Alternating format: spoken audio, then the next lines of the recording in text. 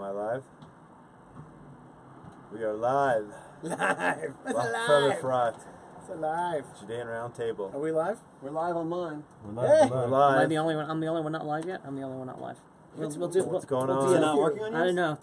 Tech isn't happening for me today, but that's okay. All right, we're live everywhere else. How you doing? To Ben Goldstein's fan base all over the world.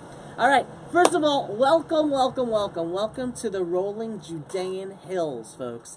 This is the Judean Roundtable in the land of Judea. Now, just before we get started, because there's so much to talk about, right? What are we overlooking? We're overlooking over this fence over here.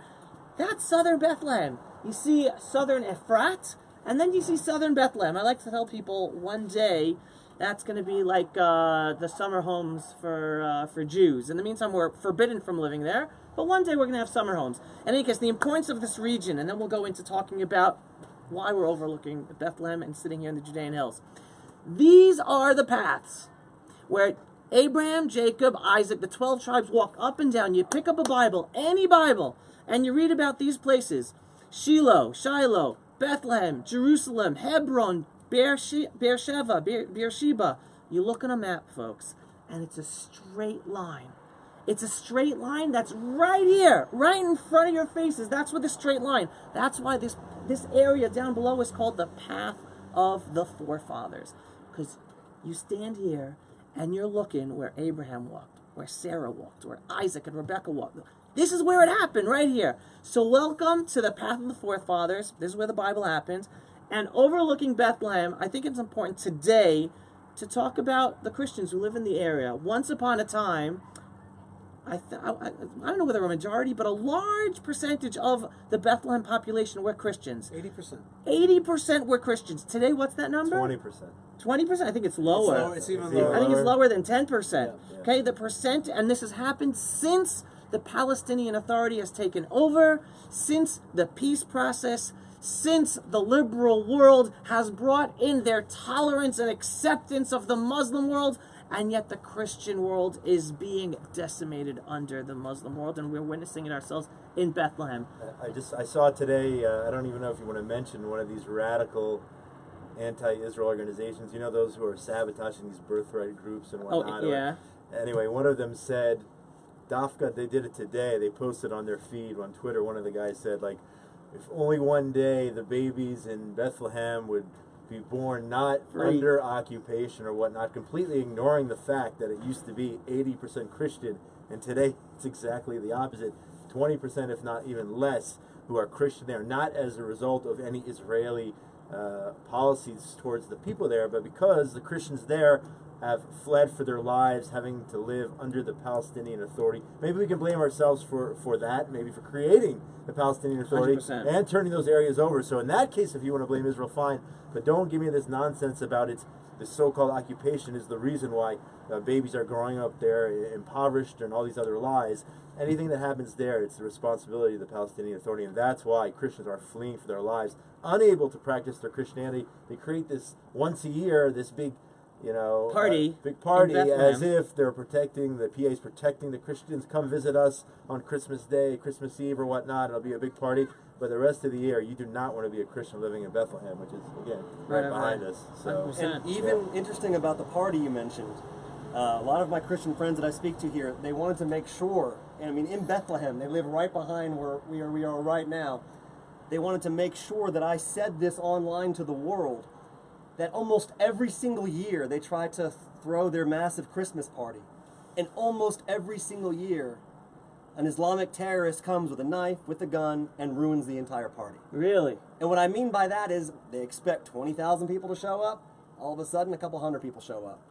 And you have to start wondering if this isn't maybe orchestrated by those powers that be, like the terrorist Abu Mazen and his followers, where Bethlehem used to be a place where parties were on Friday night, Israelis would come in, Arabs would leave freely. Now even tourists, when they come in quickly, they see the main site, and they leave. And I actually wrote a big peace plan, which for me is amazing to write a peace plan, but using Bethlehem as the springboard. It is the one place where we can show through economic incentive, as a neighborhood of Jerusalem, 6, 5, 4, however many million tourists a year walking through those those places, if that was the Disney World for Christianity, $100 to get in, I promise you, there would be no terror coming out of there within a year, because there'd be too much money being made off of tourism. So I do blame us for it, to be honest with you. I don't know. I don't get that last point you're making. By the way, I don't think we've done a great introduction. Abelow. Everybody say hi, everybody. Okay. Hello, everybody. Ben Goldstein, the man. Okay. Josh Hasten and myself, Yishai Fleisher. Shalom. Okay. I don't know what you're talking about exactly. And Gedaliah Blum behind the And camera. Gedaliah Blum making it all happen. He's And behind the we camera. haven't been here for like 2 weeks or so, 3 weeks. That's It's been right. a while, so we have a lot of catching up to That's do. right. It's been That's a right. while there. I'm not exactly sure what you were saying just now, Ben. In fact, I think it was malarkey. What I mean by that is, if you speak to any Arab, they say to you, "Look, Ramallah, that is the capital of the thieves. That's where the government sits, the PA government, and they steal all our money. Bethlehem, that's where tourism happens. That's where the majority of the money of it comes in through tourism. And Hebron is the industrial capital. There is a lot of money coming in, but the PA doesn't care about money because at the end, it can look like a Western-style organization. It could look like many things. It's a jihadist front. It's not about the money. And to just say they're about the money and money will bring peace, it shan't. Okay, it won't, because they're really about their mission, which is to destroy Israel, control the world, control this area, and they're there to decimate Christianity because it's against their theology, and it's theologically based. It's not financially based. This whole decision. But that's also where you didn't hear me through that to the end. I'm sorry. You got Give to me get another chance. rid of the PA from that area. Yeah. It's self-governed at that point, just like the old city of Jerusalem. Right. They don't want to tax. They despise us. They stick knives in our women as they're walking through the alleyways, and they Yeah. kick them when they're on the ground. But it's amazing how many tourists go through the old city of Jerusalem Right. and spend a ton of money Yeah. compared to the amount of tourists. The shops in Bethlehem are shuttered. Right. They don't exist anymore. And yet, Right. even in East Jerusalem, right next to the old city, in Isawiya, in Jabal Mukaber, and the rest of the places, jihadism, even though these people are making bank off of Israel, It's growing in jihadism is leaps and what's bounds. taught, jihadism it's what's believed in, and really, in order to make that economic miracle happen, I think you were alluding to it, you first have to crush the jihad. You have to crush the jihad, then not only will you be crushing the guys who attack us, you also be crushing the guys who suppress the decent Arabs who want a different life. Right, and that's all in my peace plan. There you go, okay. You mentioned Hebron before. I actually, just a personal anecdote from today, I get the Jerusalem Post every day. It's something I did right when I made Aliyah 17 years ago. I subscribed to the Jerusalem Post. The second I had a bank account. Didn't you used to write for it? Yeah, I And still continue whatever. I to, still continue I to, freelance. It's been a while, but I freelance for them from time to time. Today, along with the Jerusalem Post, my delivery guy gave me a copy of this morning's Haaretz. Together, they were tied together with a rubber band. It's happened before that I've Really? accidentally gotten Haaretz instead of the J Post, and I take it right to the bathroom and use it for backup toilet paper. But whatever. But I was reading an article saying about Hebron today. Hebron. I don't remember if it was Amir Haas or one of the other people. I don't want to misquote. But they mentioned something like to the effect of, well, there are no more so-called Palestinians. They're not in Hebron anymore. They're not there. They're just not there. What does that in other mean? What words, was she trying she to was say? basically ignoring the 200,000 Palestinians, Ah. so-called Palestinians, who live Ah. in the industrial capital of understand. of the PA. She was basically talking about that 400 meters or 200 She meters. says, she's Oh, saying, of the Right. area where Jews Her live. goal was Jews- to bash the Jews Right. of that area. The and 3%. What is it? and 3% of essentially- Hebron that we're allowed but to live in. If you read it and didn't realize that there is actually a city there with 200,000 people, Right. That's crazy. I believe it was her. If it wasn't her, it was somebody else in that paper that I got today. Then she made it out like, or she, whoever it was, made it out like there were no Arabs living That's at crazy. all in Hebron. And you could probably speak to the realities of what is going on in that industrial capital that you mentioned. Wait, just a minute before we get ago. to Hebron, I want to close up with one more point about All right. about Bethlehem. I don't know how many of you remember these days, but when my family moved to Israel and moved here to Efrat, it was 1990. In 1990, we used to drive through Bethlehem. right. From Jerusalem to Gush Etzion, we used to drive through Bethlehem.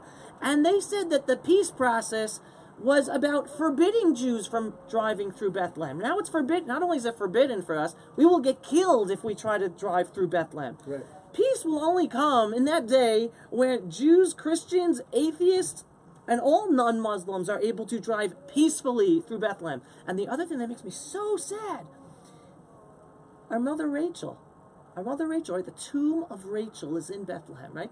It was there before Muslims were there, right? Thousands of years. Not according to the great historian Yasser Arafat. The great historian Yasser Arafat says that the tomb of Rachel is actually the tomb of Bilal bin Rabah, who is Muhammad's assistant. He famously never visited the land of Israel. Yet, magically, he is now in Everything's the tomb. magic. He's in the tomb of our matriarch Of our Rachel. matriarch. Lucky for us, we don't follow Crazy. Yasser Arafat's Crazy. ways. but it's crazy because you look at pictures back from the beginning of the 20th century. Beginning of the 20th century, just 100 years ago, all you see is the tomb of Rachel and nothing else. That was Bethlehem, right? There was no Muslim city, no Muslim town of thousands, hundreds of years. Bethlehem was the tomb of Rachel. There was nothing there. And today you go to the tomb of Rachel, and it's a fortress. Why is it a fortress? Because the Muslims have thrown Molotov cocktails at it and attacked the soldiers there, even killed soldiers there, and we've built a fortress to protect the tomb of Rachel, who is a matriarch of all of humanity. And when I go there, I'm happy to be visiting the Mother Rachel and to pray there, but to know that I'm going in a fortress, and it doesn't look like that picture from 100 years ago anymore. That is the traditional tomb of what Rachel looked like. So again, we're not going to have peace until we're all allowed to travel through Bethlehem and able to pray and visit our holy sites in peace. And that's not happening under Palestinian Authority as long as we're appeasing the jihadists in the world. But it's also not going to happen. I think Ben can speak to this. When we show weakness, okay, we are the ones who built these fences. We are the ones who ensconced the tomb of Rachel in this like big fear factory, this big fear kind of palace, this jail cell, and we are not behaving like Middle Easterners. You have to behave within the context and the rules of the Middle East. If you try to import the West to here, well, this is not America. It's not between the Pacific and Atlantic and Canada and Mexico. This is between, this is a tough neighborhood, and you have to act in accordance with the tough neighborhood, and that means that you attack, you push out. Right. You don't. When you build a wall, you're saying everything is yours up to this wall, and I'm afraid behind this wall. Even the Bible relates that if you see walled cities, that means those are cities where people are afraid. Maybe Ben has a comment on the security and the way to think about how to hold on to this land property. By the way, just before you go there, one thing that makes Efrat unique as of other settlements in Judea and Samaria is ideologically there is no fence, there is no wall, specifically for those purposes. Yes, that's true, but Efrat also made very, very clear when they first came here that they wouldn't, quote-unquote, encroach on any Arab boundaries, meaning Efrat built lengthwise instead of out, so you're showing a ton of, I guess you can say, respect towards your Arab neighbors. But in just about every community surrounding us right now, we have all ghettoed ourselves into our own fences and walls within our own communities. We live in a country, unfortunately, where we can't even pray. We can't open our mouths at the Temple Mount.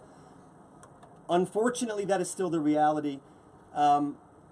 What I really wanted to say, though, about Bethlehem, and this is my last thing on it, is that I believe the Christian world has fumbled the ball tremendously. There's billions of you out there, and it's almost as if you just don't care about what is one of your holiest places in the world. And I suggest you start caring. You have to care, or Bethlehem will continue to fall. I want to say about that today's a special day in the Christian calendar, okay? And behind us is Bethlehem. We know the history. I think also it's an opportunity, as you said, to care about their Christian brothers and sisters, but it's also a moment to care about the land of Israel and maybe do a little bit of tshuva, a little bit of repentance. Christmas was a very bad time for Jewish people, historically.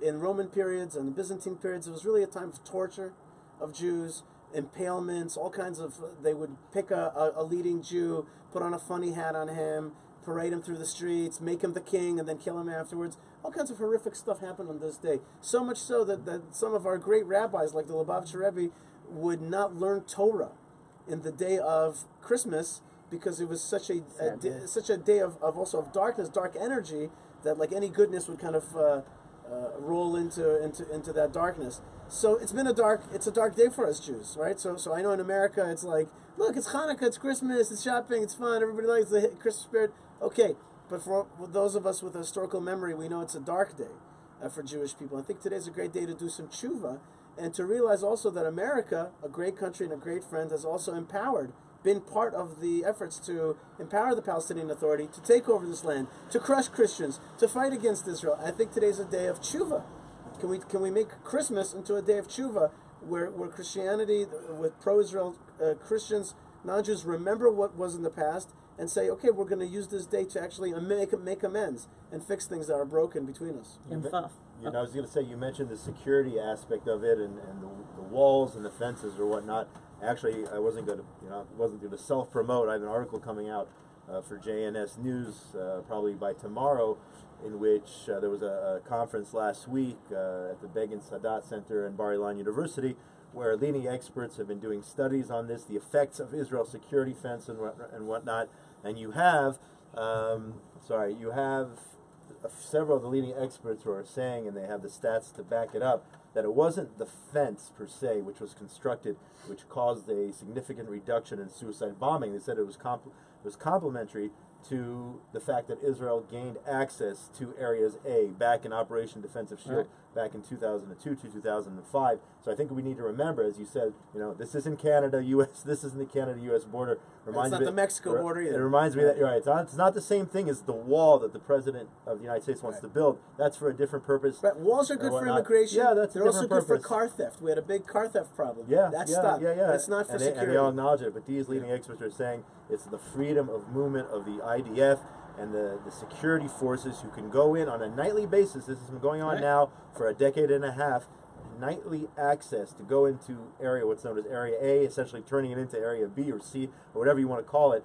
And it's that access to be able to thwart these attacks. And 95%, according to the stats I got, 95% of these attacks are actually thwarted. Unfortunately, you have that 5% which tries to carry out, and then you have 1/10 of that 5%, as we saw 2 weeks ago. We haven't even discussed it in this forum. The attacks in the Binyamin area, at the we haven't talked about outside of Ofra, and also Givat HaAsaf, horrific attacks. 2 soldiers were killed, and a baby delivered prematurely who was murdered, who lost his life in that attack. So and another young soldier who's fighting for his life still. Nathaniel Felber, who's still struggling for his life with a bullet in the brain. Right, but bottom line is, this is not. It reminds me of that Simpsons episode. The Simpsons show up in Israel, and Marge Simpson, the mother, says, "You Israelis are so pushy." And then Sacha Baron Cohen, the voice of the tour guide, is like, "Pushy?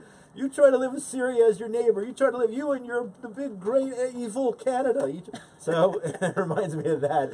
This isn't U.S. Canada. This is a little different reality out here. Talking about the wall, most people don't know this. Okay? When the security wall, which is really mostly a fence, is talked about, the apartheid wall, right?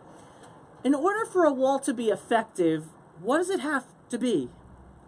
It has to cover the whole area to block, right? For a wall to be effective. If you're able to go through a wall or around a wall, then a wall isn't effective, correct? Yeah. Now, I want everyone looks carefully in the distance. We're supposed to be seeing a wall. There's supposed to be, the continuation of the wall is supposed to be right next to our community, separating this community of Efrat and Bethlehem.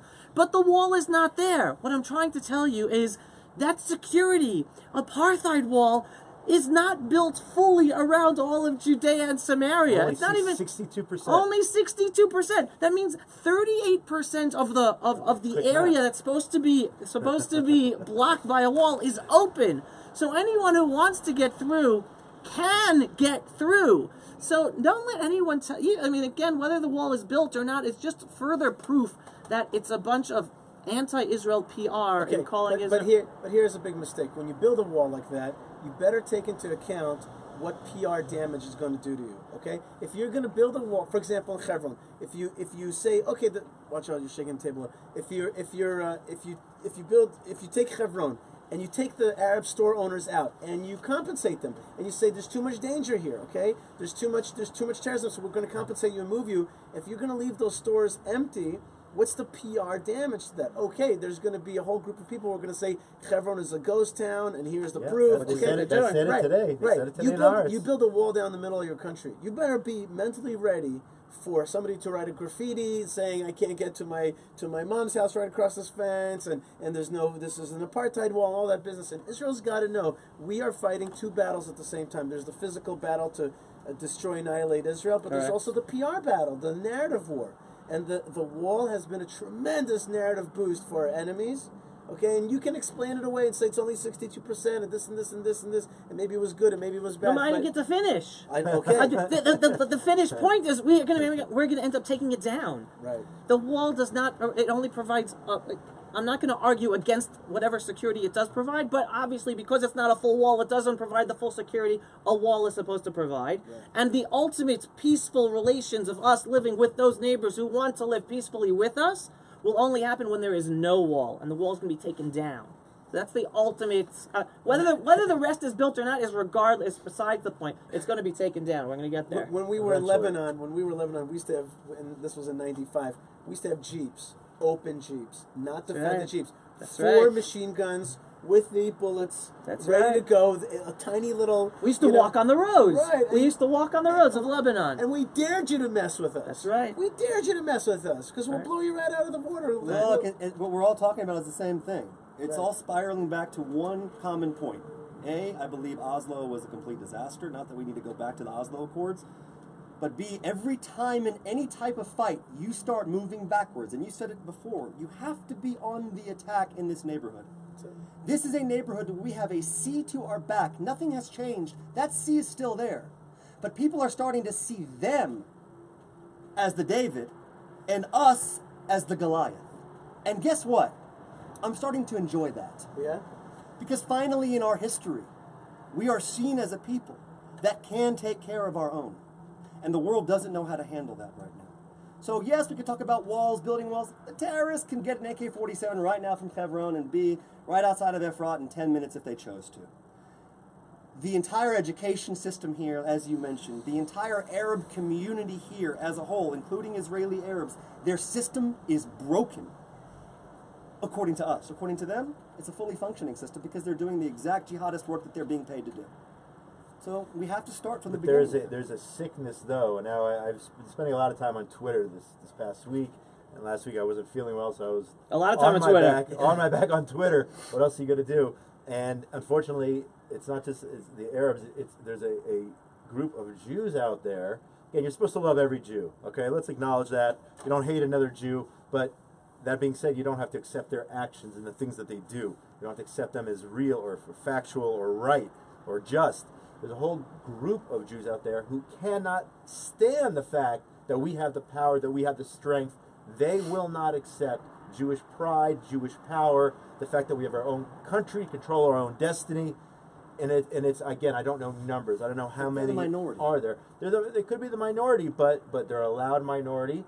And a lot of people are unfortunately buying into that, and we've had it every generation. We've had it every generation. There's certainly a majority on campuses in terms of professors. And that's a big problem. But are you referring to people in Israel? You're referring to people in America? All over the world. Global social Zionism media is all over the world. It's Nazism all over the world. In different places, but we still have to stick to our guts and still be strong, even though those who are afraid, embarrassed, ashamed that we won in 48, we won in 67, we're winning today. Even with the bad things that happen from time to time, Jews have to accept that. I have a formula. That's one of the reasons why we're doing this Judean roundtable, to get the truth out so people realize what's going on here. That's right. Go ahead. Subdue or be subdued. That is my formula. Subdue or be subdued. That's it. That's the only way it works around here. And you can be like, you know what I liken it to? It's like an American comes to shop at the outdoor market at the Shuk here in Israel. If you think you're going to stand in line like you do in Walmart, you're not getting anything. Okay, you're not going to buy anything. You got to know that the Middle East has different rules, and they have a beauty to them. And you know what? Maybe they're not as good. There's some things that are not as good. Maybe it's not as good as America. Maybe it's nice to stand in line. Okay, but still, that is the rules. That's the way it is. You're not going to change 4,000 years of this region's history, overnight.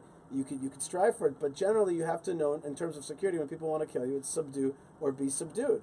And then, by the way, notice the word subdue. It does not mean kill. It does not mean evict. It means like subdue that will to want to destroy you, and make sure that they accept the idea that you're not moving anywhere. You're not going anywhere. Listen, I believe that one thing that we are blessed with, and I'm talking about the we around this table, and I imagine some people who are watching as well, is what's saving us and our families and those who know us and think like us. We have an appreciation of being blessed for understanding and knowing history. We know our history. We know who we are because of our history. We stand here looking at the hills, whether we're in the hills of Judea or on the beach of Tel Aviv, and we know the biblical history also of the rest of the country. That is what drives us in our feet into this land and sprouts from our heads with our pride of being Jews. Those Jews out there who are not proud of being Jews and are embarrassed by the strength of the land in the state of Israel today are because, one, they either do not know their history, they do not care about their history, they never want to learn our history because they have changed over their identity to a different identity, which that's a whole different program we don't have to go into today, which is why everything we talk about at all points of time touches upon our historic roots. Every time you do a video, you go there. You, me, Gedaliah, we always go there. And it's not just about us going there for ourselves. It's so we're passing over that information to everyone out there. And that's what's saving us. And that's the message I believe we're all given over. Save yourselves. And again, for Jews out there, save yourselves by learning your history. Don't just treat the Bible like a book going to bed with, or like a story that never took place, or a fairy tale. That is your history. Own it, internalize it, own who you are, and then grow to appreciate where the Jewish people are today with the state of Israel. There are people who are not into history. You know, they say, what do I care about yesterday? I want to start today. And if you listen to Shimon Peres, he railed against history. He railed against this country and this region being too connected to the past, and he said, move to the future. You know, and there's a certain element of a point there, right, which is you can't be, like, bound by the ways of the past. For example, the Zionists were, in one sense, a departure from Jewish history of 2,000 years of exile. But in their mind, they were part of Jewish history because they plugged back into the Bible, like Ben Gurion. Ben Gurion basically saw the Bible as a history book, not as a religious book. Okay, for you probably see it as both God's command and also a historical imperative. Okay, that's one thing. Another thing that has been lost is nationalism. People don't feel a sense of nationalism anymore, and especially places like America and campus. It's been made taboo. It's been made taboo. And another thing that's been forgotten is the Holocaust. Okay? That's another thing that sits in our minds, which is, okay, never again, I don't want to be weak again. But that has also been undermined by the creation of the Israel is the Goliath doctrine, which means that we are not in a defensive position, yet we still are. Even though some people believe we're a Goliath, we still are here relatively. So those three legs, that is the Bible, either history or religion, nationalism as a right of peoples, or the Holocaust as a specific thing for Jewish people that we've suffered, those legs have been all kicked out. I think that the secular world is now going to another purpose for Israel, which is light onto the nations through technology. They're like, look at what we're doing. But I think that if you can't accept history, if you don't know history, which is too bad, if you don't know nationalism, which is too bad, if you don't know the Holocaust, which is really too bad, if you're not into that Israel being a light unto the nations, if that doesn't answer you, then you'll have to just believe that we're strong.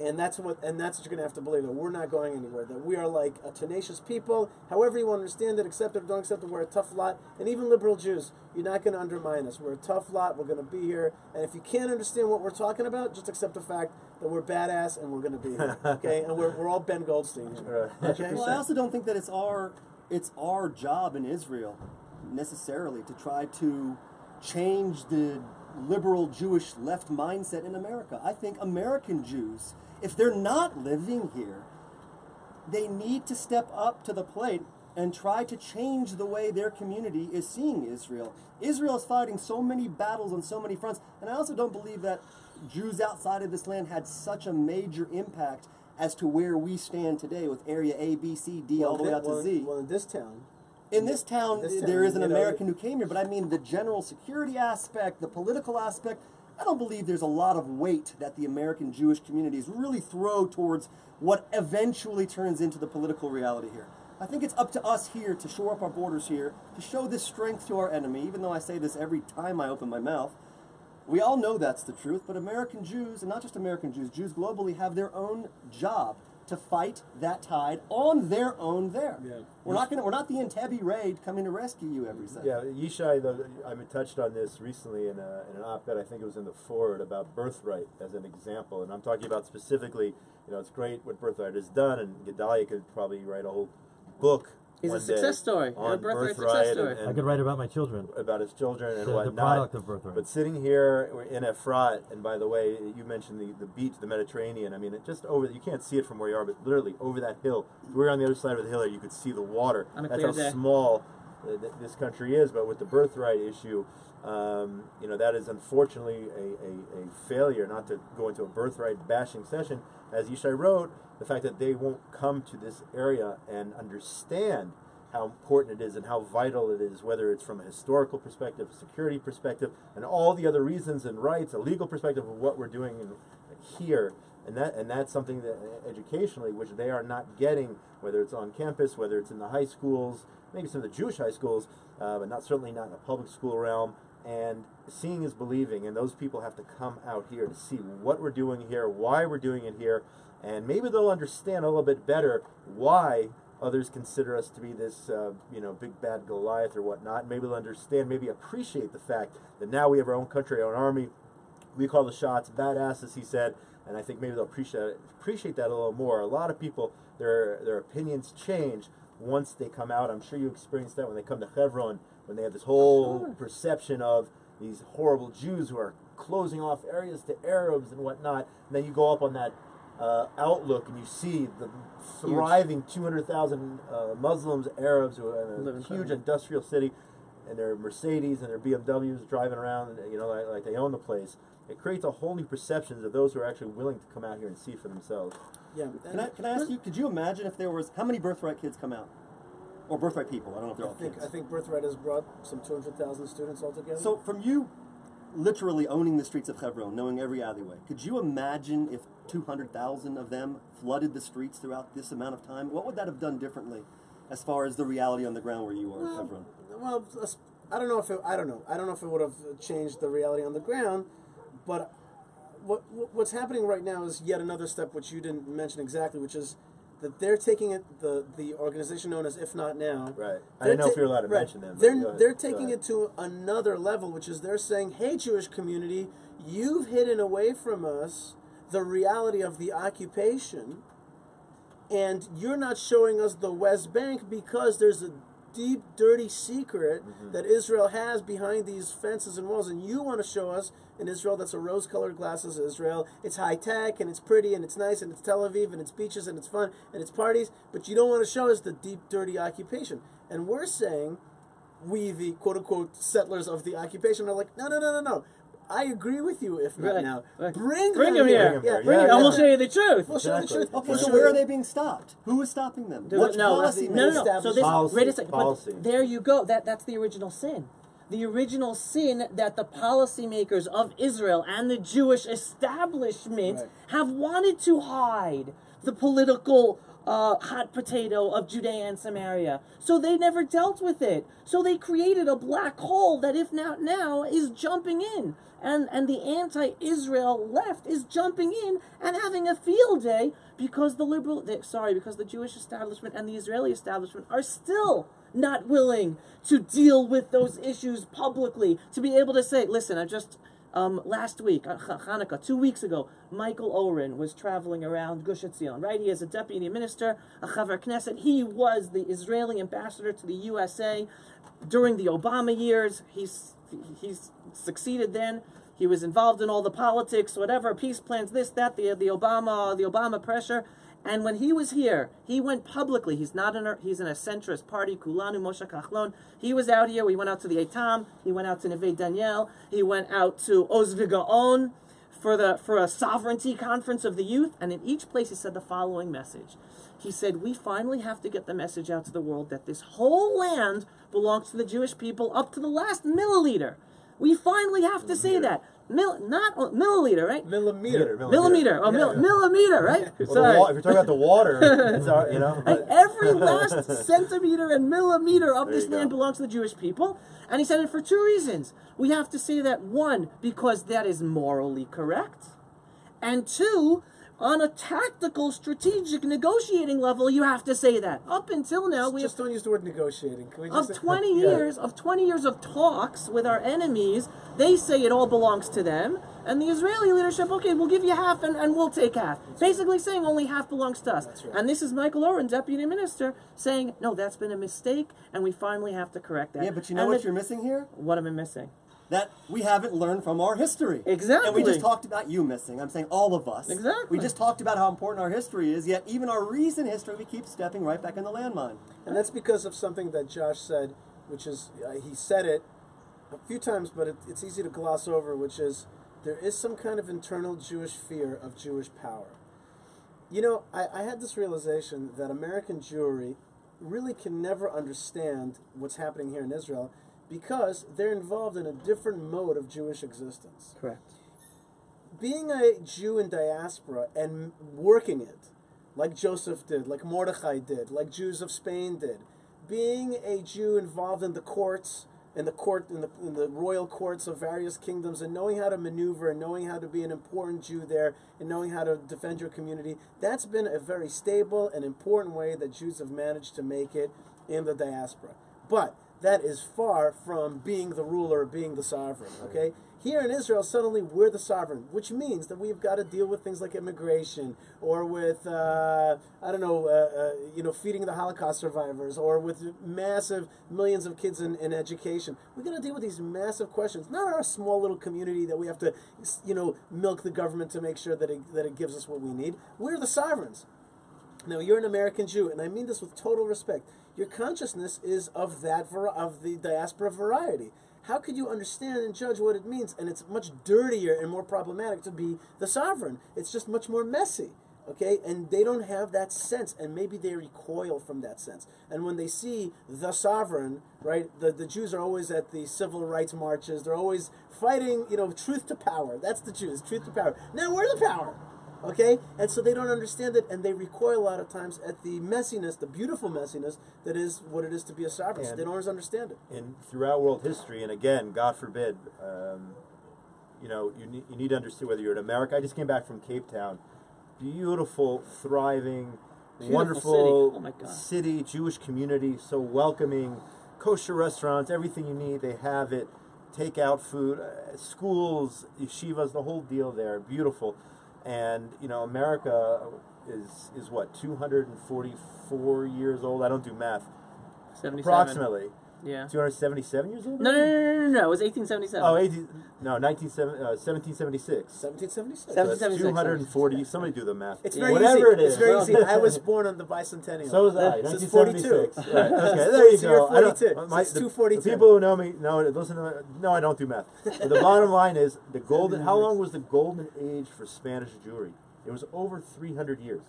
So that golden age for Spanish Jewry was longer than the existence of the U.S. Now, I'm not wishing anything bad upon U.S. Jewry, God forbid. God forbid. I have roots there. The United States saved my family, my father, my family, after the Holocaust. If it wasn't for the U.S., I would not have had the opportunity to even come to Israel. So I'm not bashing, the fact that there are Jews in America. No, you're or just whatnot. looking at the historical timeline. But the historical timeline shows that when the S hits the fan, okay, We're the first as to it has in every single country in which Jews thrived when they weren't controlling their own destiny, anything's possible. God forbid, but anything is possible. Right. And here, where we're living, we control our own destiny, and we have that burden of being the stronger, and they make us out to be the aggressor or whatnot.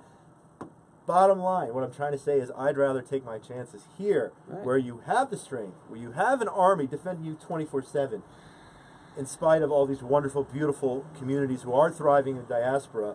If I was a gambling man, I'd gamble on Israel. I've got Let a me just question add. to go full circle, if you can, about the Christians in Israel under the PA. Now we're the power, right? What kind of responsibility do we have as Jews who have power, who are quote-unquote occupying, and allowing the Christians to be harassed, killed, firebombed, and driven out of their own Nazareth? You go there now, you talk to the Arabs there, they wish the Christians would come back. Bethlehem, they're gone. What's our responsibility to the Christians? So Gedaliah's question is, what is our responsibility as a sovereign? So a lot of times when you debate with left-wingers, they'll say to you, you guys just want to take away rights and ethnically cleanse and all that. And I always say to them, actually, what right wing means is that a bigger Israel means more rights for more people.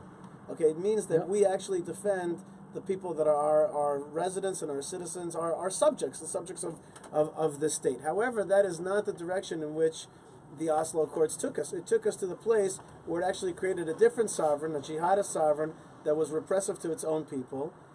And when you argue with the left, a lot of times, again, they'll say to you, like, you're against human rights, you're against democracy. I say to them, don't get so high and mighty on me here. You're the one who empowers the PA. You're the one who doesn't give a lick about Arabs. What you want to do is put them behind the fence. You don't care who's in charge of them. Just let them rot over there in Palestine or wherever it is. I was debating Dr. What's his name? One of the architects of Oslo. Balin, Dr. Balin, right? You'll see Balin. And I said this to him on TV. I said to him, you don't give a lick about the Arabs. You say democracy, but what you mean is democracy for me and my friends and those guys behind the wall. Right. They go, so he goes, you're right. Because you're right. I don't care. That's what he said to me. Their campaign right now, the left campaign right now, is let's get a divorce from the Arabs. That's what they're trying to get people to vote left. That's Tippy Livni's platform right now. Separation. Right. The left don't care about that. And all these commanders are saying it also. And by the way, when you're in Dizengoff Square, which is awesome, and I love Tel Aviv, I love it with all my heart. I love Yaffo. I love Tel Aviv. I love that part of the country. But when you're there, you also know that it's the bastion of not necessarily a nationalistic thinking.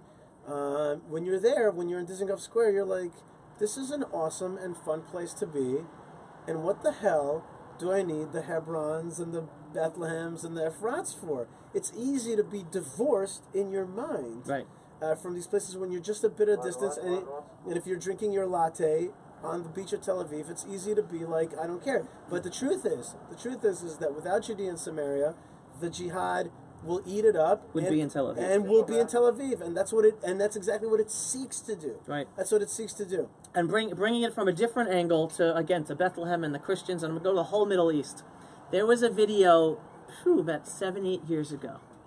Clavin. What was Clavin's first name? Clavin on the media? Whatever it is. Clavin. Whatever his first name is. I forgot. He's very funny, great guy. Michael, is it? No. So he has the one-state solution video, which is basically showing the picture of the Middle East and the Arab Muslim countries all around, all their flags, and then you see the Israeli flag on the tiny little speck of Israel, and he goes, what I'm about to show you is this is going to be peace in the Middle East, and the whole Middle East turns into an Israeli flag. Because what he was trying to say is the only one who looks after human rights and equal rights for all minorities is Israel. So the way that the Christians, the Baha'is, the Muslims, the Druze, the this, that, the only way all of them will be able to live in peace, no matter where they live in the Middle East, is if Israel's in charge. And again, the other sad thing, again, I'm going to touch upon the Christian world. Again, they say that there's the bastion, this is where Christianity developed in the Middle East, right? And the oldest, most ancient civilizations of Christian society is in the Middle East, and it's being decimated. The Copts in Egypt. Which are really the last really of the original Egyptians. Right. And they accepted upon them, so they're the earliest Christians, and they're being totally destroyed. Right, and to touch upon what your message about in terms of tshuva, repentance, in terms of the Jewish people and what the day of Christmas was for the Jews that we suffered so much on that day.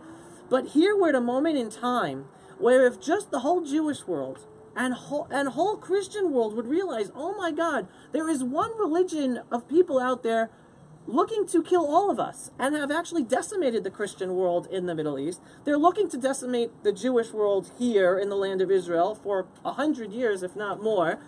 We just have to come together and stand up. And if we have the pride in our own identities, Jews, Christians, non-Muslims of all types, of all stripes, we all come together in pride in our own identities and stand up. Not only will we have a more secure future for our children and grandchildren, for our own communities, but also for all the freedom-loving Muslims out there who are also persecuted by their own. And that's something that the left liberals dismiss. That's right. Instead of reaching out to those freedom-loving Muslims, they give platforms to the jihadists and to the Muslim Brotherhoods and to the CARES. And Ben, as a security guy, right, who does security and secures the perimeter of your town, if you got a call to drive into one of the Arab villages to go save Christians, would you go in? Meaning, if I had backup, No, of course you have backup. The point hell is yeah, I'd what go we're in. talking about. I help them every chance I get here in the local area. Yishai, when we're talking about what's our responsibility for the Christians, he gave a great macro answer that we need to have sovereignty over all of Judea and Samaria in order to create this right-wing human rights blanket across the whole country. But on a micro level, when we don't have that sovereignty, right? What is Ben Goldstein, who is the highest energy, Jewish adrenaline kind of guy, proud Jew, proud Israeli, and a human rights fighter, despite the fact that people look at you with a big rifle, that's a human rights tool right there you're holding, right? And so, would you go in? I mean, essentially, because of course you would jump in front of a bullet for a fellow Jew. I believe every Christian in this country should be granted automatic citizenship if they don't have any previous security offenses. I believe they deserve it. I believe my friends used to have the ability to travel freely, and I'm talking, like you said, in the early 90s, mid-90s. Yep. I recall that very clearly, seeing that happen out of Bethlehem. And as you mentioned, the whole Lebanon aspect, everything has become more insular now. We've all kind of gathered into our own mental and physical ghetto at this point. If the Christians needed help, and they do need help, it is absolutely our responsibility as the sovereigns. I've really traveled most of this land. I have yet to see a green line anywhere.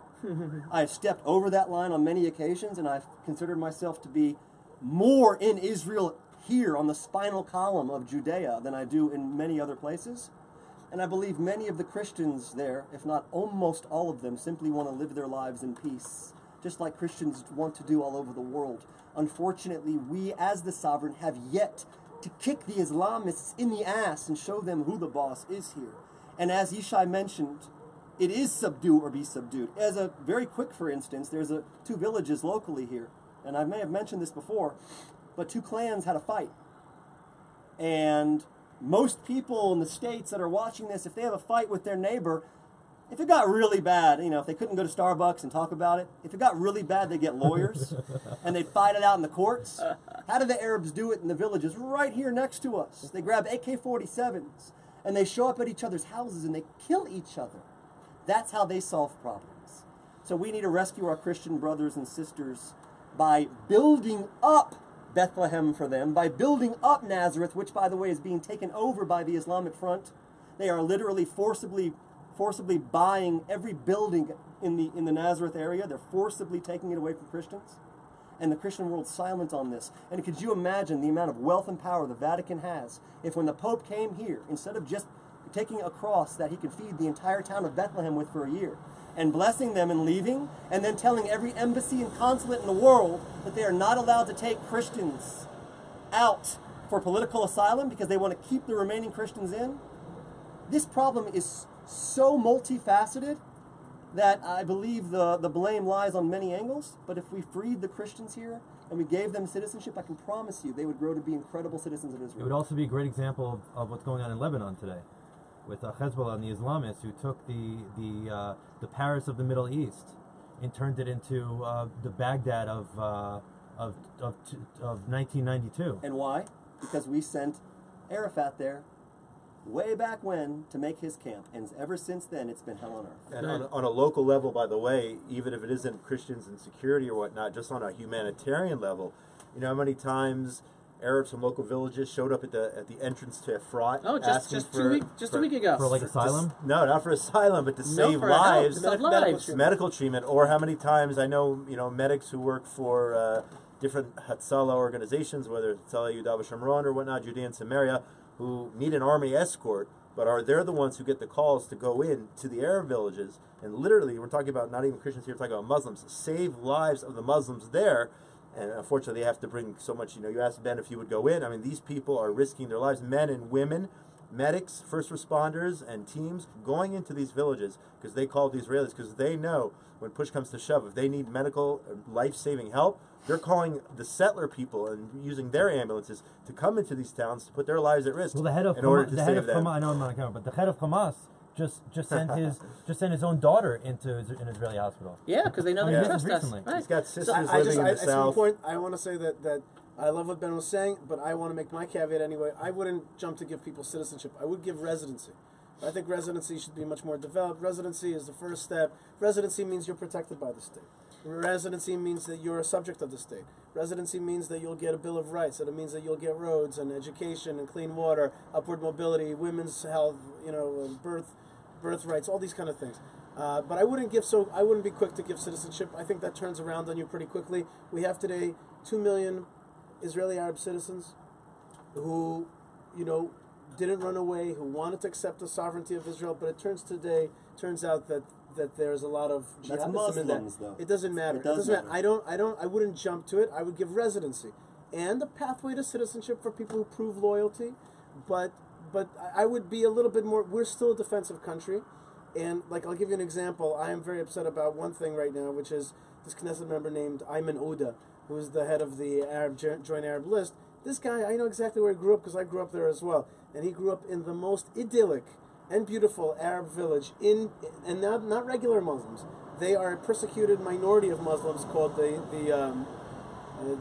Muhammadan sect, and they're hated. They're like semi-Shiite, and people hate them, and we protect them. And yet today, one of the most vicious anti-Israel Knesset members is this guy who's calling for the destruction of the Jews of Hebron. This guy Ayman Ouda. So therefore, I'm just saying I'm cautious with citizenship. And sometimes a democracy, everybody's like, "Whoa, apartheid." Listen, democracies under threat always limit rights. Okay, just like Lincoln suspends habeas corpus during the Civil War. It's the same thing. You don't give every right that you have under a situation of war. I would say, okay, you are under our protection. I agree with you. By the way, in principle, I agree with you, which is protect them. But I wouldn't hand out citizenship very quickly. By the way, I would add one more thing to that, which is, if there's a Gentile, a Goy, a nation out there, people from the nations, who loves Israel with all their heart, how many of you guys have met and have gotten emails Today? Yeah, from people who are like, I love Israel. In the last it's hour? Be some guy from Norway. It's going to be some guy from Denmark. We get it all the time. All the time, right? I say to them, people watching a guy wrote to me, yeah. and he said, I heard you say a few years ago, and so I'll say it again, I believe there should be a status for Gentiles who want to move to Israel. There is no status right now for Gentiles who want to move to Israel, unless you get a work visa or that kind of, or a student visa. I say, or a tourist visa. I say, come to Israel and live here as a resident. You won't get the voting rights, but you will get other rights to be part of this country. And give them that life. But let me just say something real fast. Personally, I wouldn't compare 2 million Arab Israelis to the Christians that live behind us. Those Arab Israelis, I believe, are on a different plane, being the Muslims that they are, following a different path than the majority of Christians, at least from that I've met and have personal relationships with. I can't imagine that I would put them in the same boat as the Israeli Arabs who would gladly march over Tel Aviv and slit our throats at the earliest convenience. Just based on what I've seen, you may have seen something different. I promise we're going to have another program. We're going to talk about the different peace plans and all the different idiosyncrasies we have to put on the table, all right? All the different right-wing peace plans, all right? You guys have to forgive me. I have to pick up my son, so we got to wrap up. I want to end up on one point. We want to thank you, Avi. On one point. Abelow for hosting. Avi, thank you. I want to wrap up on one point, which I think everyone will agree with me. I'm almost positive everyone will agree with me, all right? Because you spoke about the issue of sovereignty. And that today, Jews as being the sovereign, there's a disconnect with Jews outside of Israel. They don't understand the ramifications of that, and they're fearful of it. The point I make is we're going to have peace here. Forget about the non-Israeli Jews. We're only going to have peace here when the Israeli Jews internalize the truth about acting as a sovereign. Meaning today when we talk about sovereignty in Judea and Samaria, I'm so happy that's on the table, but we are missing the fact that the sovereign government of Israel does not act like a sovereign with our Muslim citizens in the Galil or in the Negev. And we can't expect peace to happen with a population that wants to destroy us, that we have citizens within us, even in our own parliament, who talk openly about destroying the state of Israel, and because Israel is such a liberal democracy, we let them stay there.